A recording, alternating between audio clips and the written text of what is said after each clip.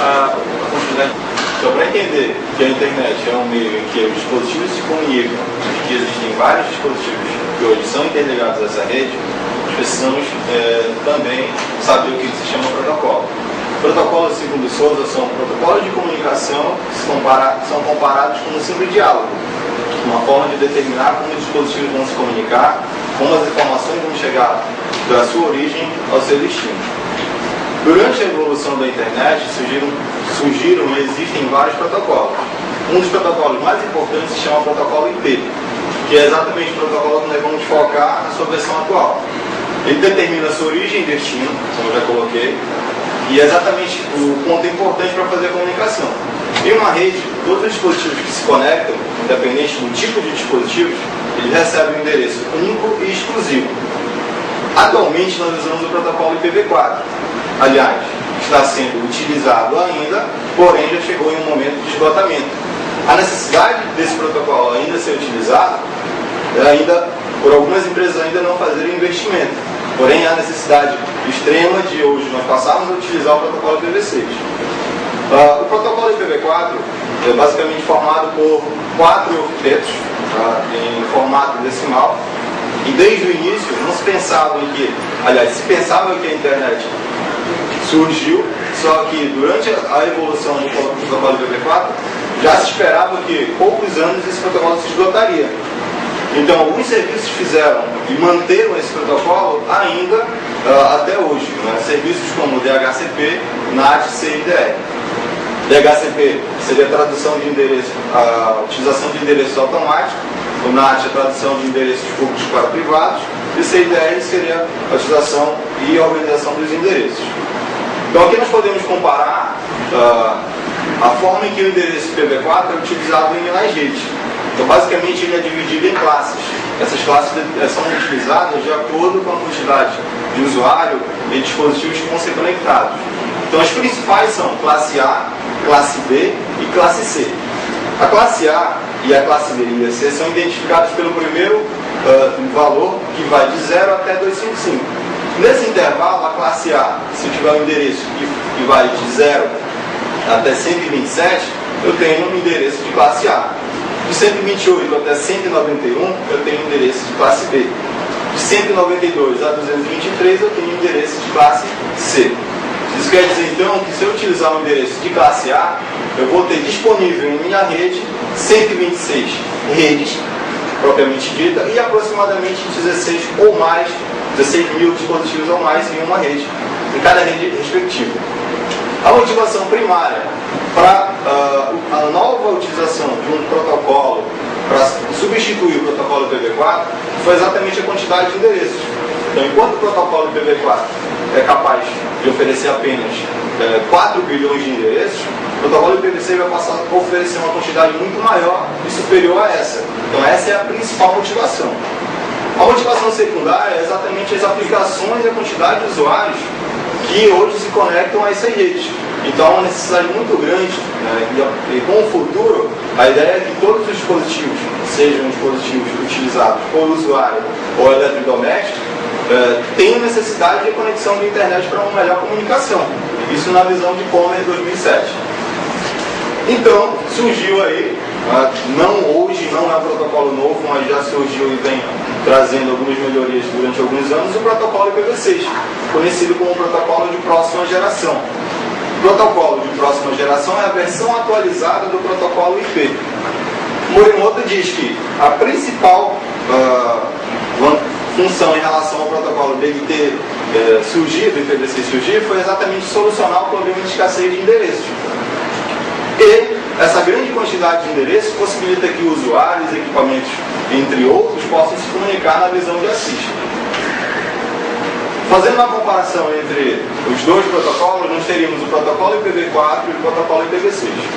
O protocolo IPv4 ele possui uma forma de endereçamento, chamado de cabeçalho, de 32 bits, possibilitando identificar 4 bilhões de dispositivos na internet.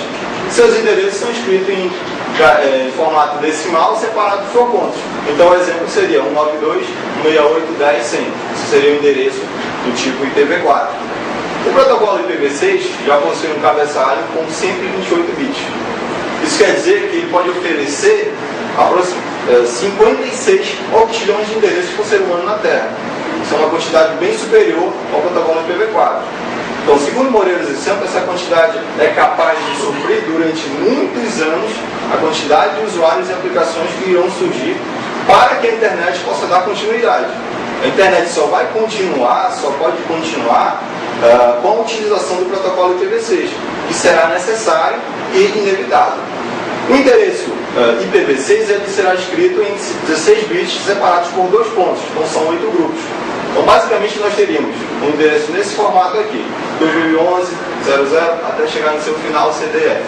Ele é escrito em forma hexadecimal, isso quer dizer que ele vai de 0 a 9 e de 10 a 16 em letras de A, B até F, formando assim 16, hexadecimal. Morimoto também afirma que esse endereço, independente da forma que nós podemos ver, ele pode ser utilizado, ou seja, não é necessariamente ser escrito dessa forma. Eu posso utilizar zeros como uma forma de esconder eles, né, otimizar eles, fazendo assim que o endereço possa ser escrito de uma forma menor. Ou simplesmente eu poderia descrever o endereço IPv6 como, por exemplo, 2011.2.1. Tá?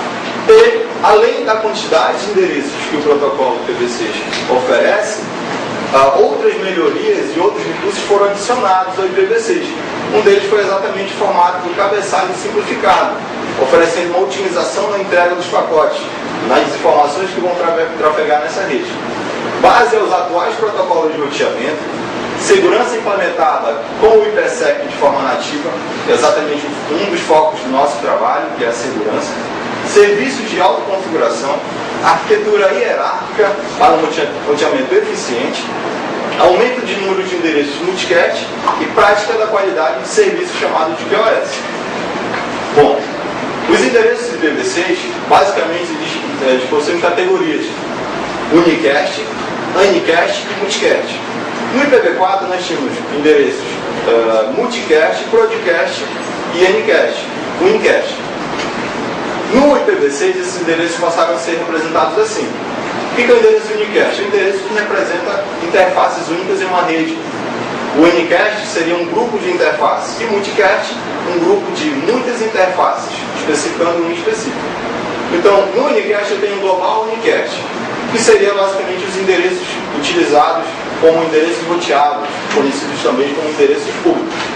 Em redes locais eu posso usar endereços de NIC local e unic local, que são identificados pelo prefixo FE80 e FC00.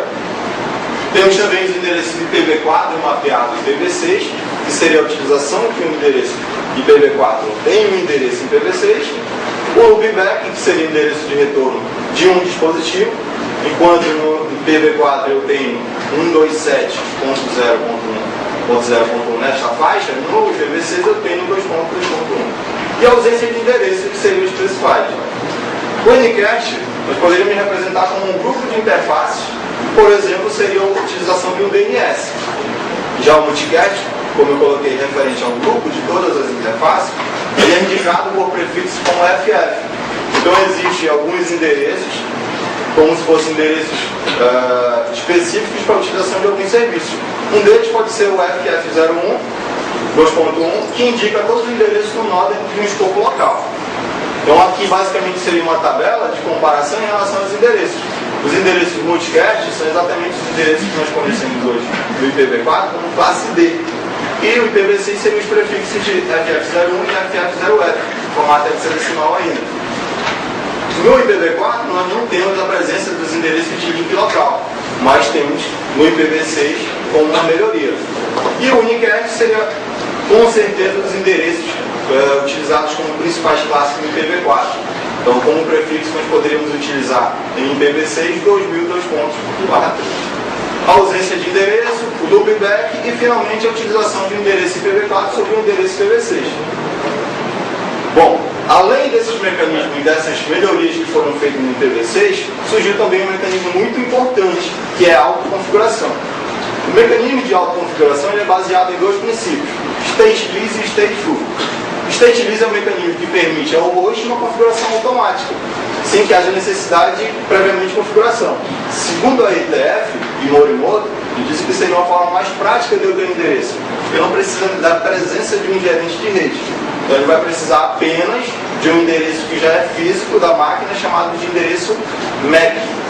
E o state foi uma metodologia alternativa ao state list, que já existe, né, a possibilidade, eu tenho que ter a possibilidade de trabalhar com três protocolos. O protocolo DHCP V6, diferente do DHCP da versão do IPv4, o MD, Enable Discover, e o CMPv6. Dentro desse contexto, todas as informações, além dos recursos e melhorias, também necessitam de segurança. E a segurança vai